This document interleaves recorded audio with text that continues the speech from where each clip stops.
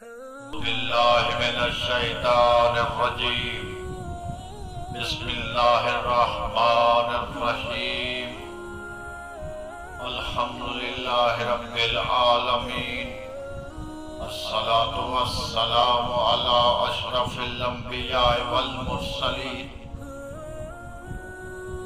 آج جو ہمارا موضوع ہے سلسلہ معجزات سید الانبیاء اور دوسرے انبیاء کے ساتھ موازنہ کیا جاتا ہے۔ آج جناب موسیٰ اور رحمت عالم کے معجزات کا موازنہ کیا جا رہا ہے۔ جناب موسیٰ کے اپنے ہاتھ سے عصا مارنے پر 12 چشمے پھوٹے تھے، اور آپ نے حدیبیہ میں اپنے صحابی براء ابن عازب کو حکم دیا کہ میرا نیزہ گاڑ دے، اس سے 12 چشمے نمودار ہوئے۔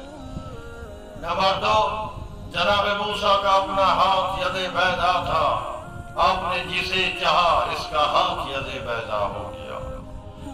قتادہ ابن نعمان کو ایک جگ سے ٹہنی توڑ کر دی اور فرمایا جب چاہے گا روشنی کر دے گی، جب چاہے گا۔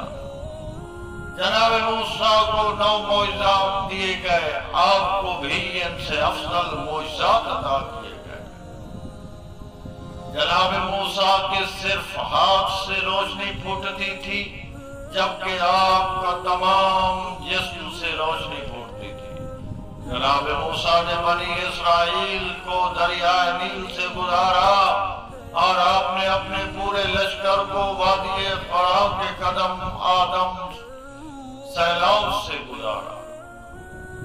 جناب موسیٰ سے اللہ نے کوہ طور پر کلام کیا، اور آپ سے حجابات قدرت میں کلام کیا۔ جناب موسیٰ سے 40 دن کے بعد کلام ہوا۔ حضور کو 120 مرتبہ کلام کے لیے معراج پر بلایا گیا۔ دیکھیے جناب رسالت ماں کی شان، اللہ کے بعد جس کی عظمت ہے تو وہ رسول سید الانبیاء ہے۔ معراج موسیٰ دن میں تھا، اور معراج محمد رات کو ہوا۔